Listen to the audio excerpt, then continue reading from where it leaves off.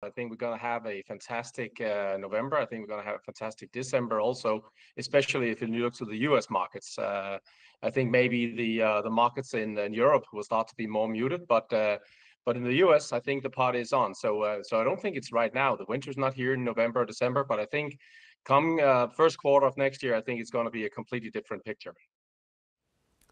Okay, the party is on because you have been talking about a blow-off top before the end.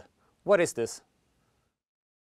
So really, I talked about the blow-off top for the U.S. markets, and what we see now actually is also that capital is rotating into the U.S. markets. We've seen actually the dollar actually strengthening quite a lot.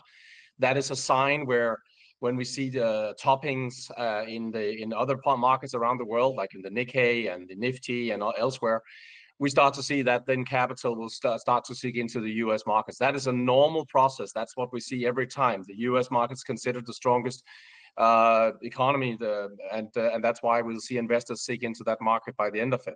So what we see right now is that party where money flowing in, and then the markets will do well for some time because people are trying to convince themselves that we have this soft landing that everybody is speaking of.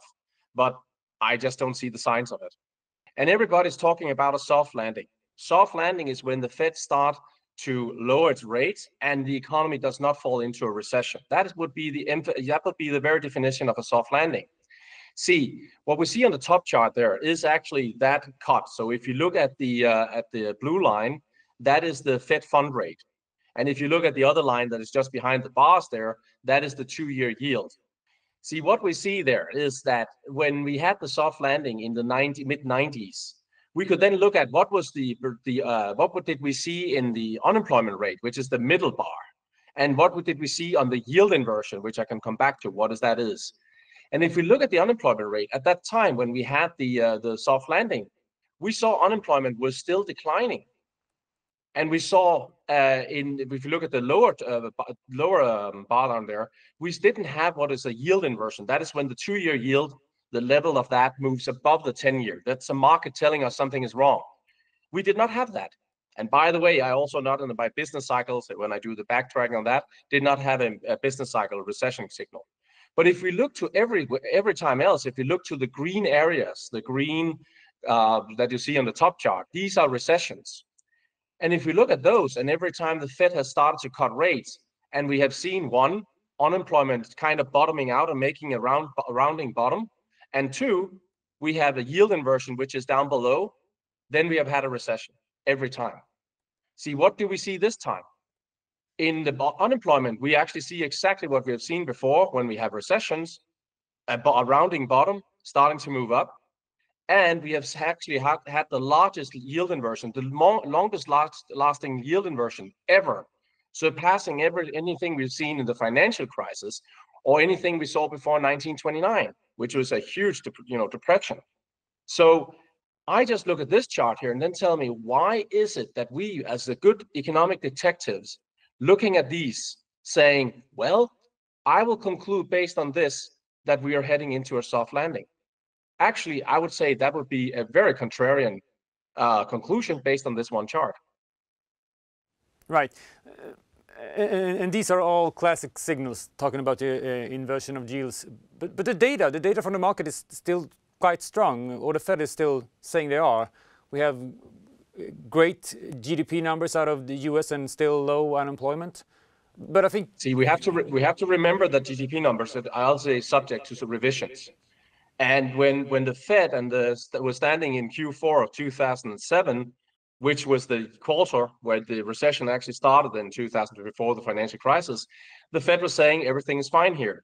You can go back and take a look at the FOMC statements that were in October and December of 2007. You will actually see that the Fed were saying, oh, we actually have a nice strong growth in Q3.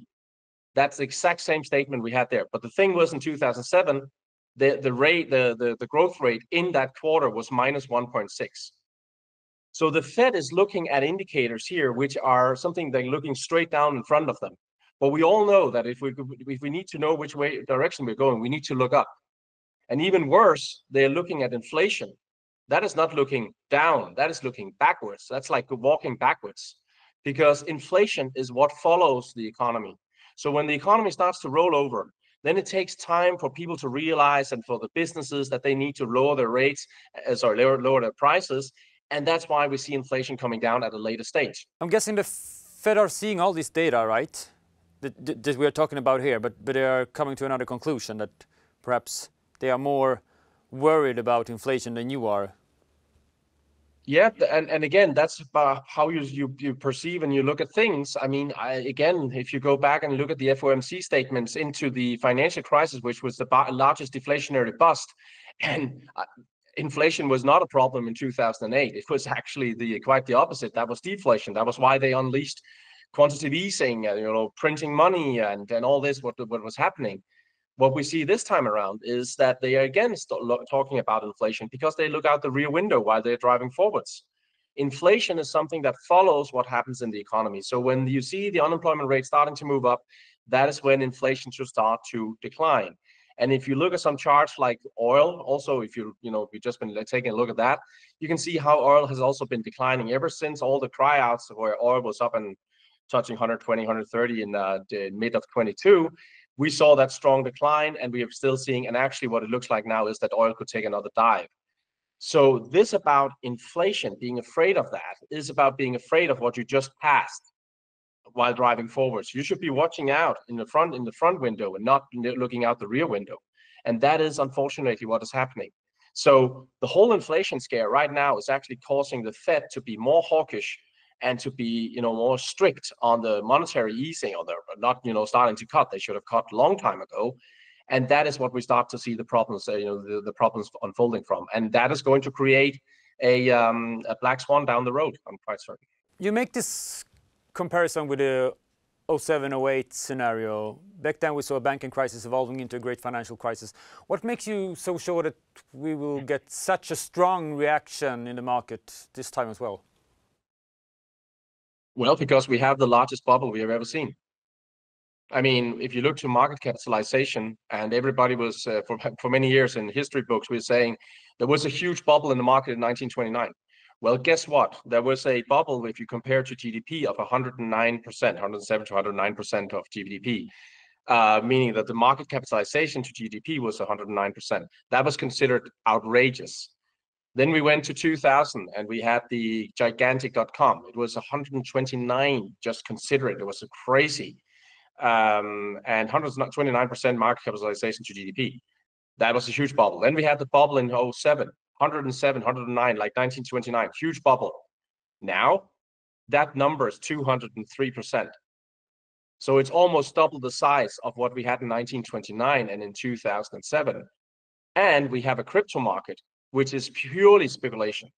I mean, we have meme coins popping up everywhere. I mean, they have no value. It's jokes. And then we are looking at the market capitalization of $5 billion, $10 billion, $80 billion. It's ridiculous. There is so much bubble in here right now. And if you look at the market, the stock market, I mean, I put a tweet on yesterday, and if you look at a 3-month candle for the S&P, the S&P has gone up by 750% since 2008. 750%. If you look at it, it's a straight up. It's an exponential curve.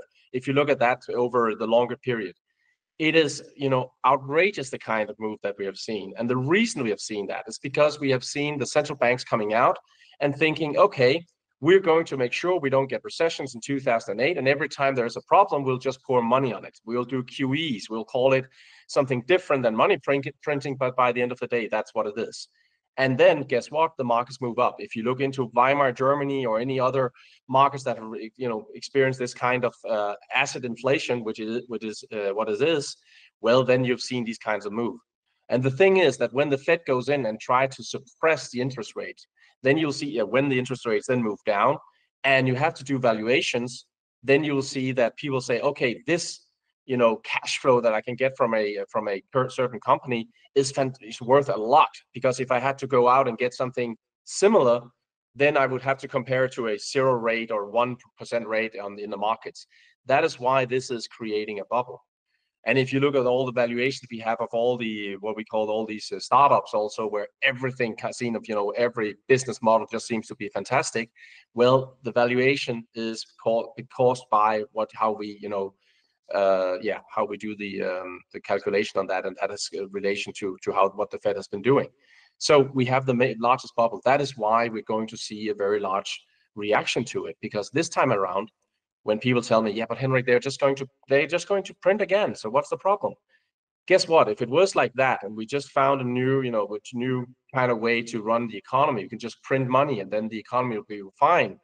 Then I think Weimar Germany or Zimbabwe, economic situation in Zimbabwe back in the days, would have, had much better, runs, or would have looked much better. But we all know what happened by the end of that.